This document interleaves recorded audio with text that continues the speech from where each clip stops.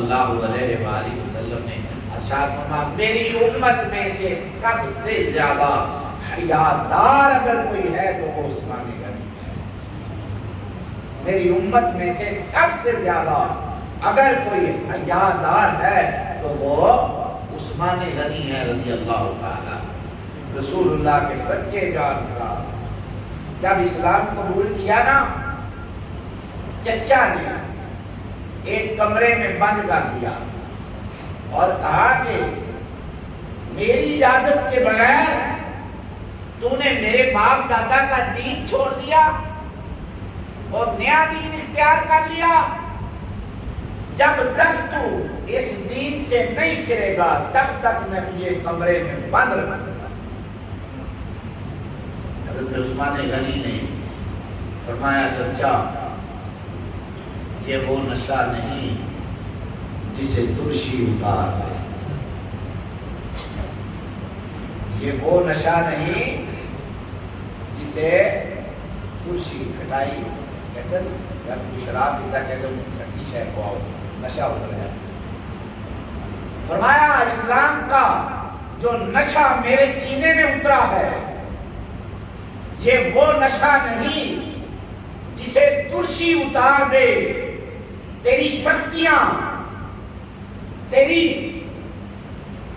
ماریں، تیرا بند کرنا، تیرا قید کرنا، تیرا ناراض ہونا، تیرا تندخو ہونا مجھے اسلام سے ہٹا نہیں سکتا۔ تو ساری زندگی بھی مجھے اگر اس کمرے میں بند رکھے گا تو مت سوچ کہ میں اسلام کو چھوڑ کر تیری بات کو قبول کر، میں اسی کمرے میں اپنے دین پہ قائم رہتے ہوئے جان دے دوں گا مگر کبھی واپسی کا نام نہیں۔ یہ تھا سیدنا عثمان غنی کا ایمان، پکا ایمان۔ آج ہمیں ضرورت ہے اپنے ایمان کو مضبوط کرنے کی۔ ہم قدم قدم پر ڈگمگا جاتے ہیں، ہمارا ایمان کمزور ہو جاتا ہے، بھاگ جاتے ہیں پیچھے کو۔ اپنے ایمان کو صحابہ کے ایمان سے تراوت دیا کرو، علاوت دیا کرو، مٹھاس دیا کرو۔ صحابہ کے ایمان کو دیکھ کر اپنے ایمان کو مضبوط کیا کرو کہ کیسی کیسی سختیاں ان لوگوں نے برداشت کی، کیسی کیسی تنگیاں، کیسی کیسی سزائیں ان لوگوں نے برداشت کی، مگر اسلام سے وہ واپس نہیں پلٹے، ان کا سفر آگے سے آگے ہی جاری رہا۔ حضرت عثمان غنی وہ صحابی رسول ہیں کہ رسول اللہ کے دربار سے وابستہ ہوئے تو بس رسول اللہ کے ہو گئے۔ ایک مرتبہ حضور کی خدمت میں آئے تو پھر ساری عمر رسول اللہ کے دروازے پہ گزار دی اور پھر رسول اللہ صلی اللہ علیہ وسلم سے براہ راست اسلام کی تربیت حاصل کی اور پھر اسلام نے وہ مقام و مرتبہ حاصل کیا جو بہت کم سے آبا ہوگا۔ جتنا بندے کے اندر اخلاص زیادہ ہوتا ہے، دل سچا ہوتا ہے، اتنا زیادہ بندے کو مقام و مرتبہ ملتا ہے۔ اسلام کے لیے کوئی بھی سخت موقع آیا، امتحان کا وقت آیا، قربانی کا وقت آیا، عثمان غنی کو ہمیشہ لوگوں نے صف اول میں پایا۔ کہیں جان چھڑا کے بھاگے نہیں ہیں کہ اب کہیں کوئی میرا مال نہ چلا جائے، کوئی زکوٰۃ نہ دینی پڑ جائے، کوئی مداد نہ، نہیں، سینہ تان کے رہے۔ غزوہ تبوک کا زمانہ تھا، اس کو غزوہ اسرا بھی کہتے ہیں، تنگی کا دور تھا، صحابہ کے پاس کھانے پینے کے لیے کچھ نہیں تھا اور جنگ مسلط ہو گئی، جنگ مسلط ہو گئی دشمن کی طرف سے۔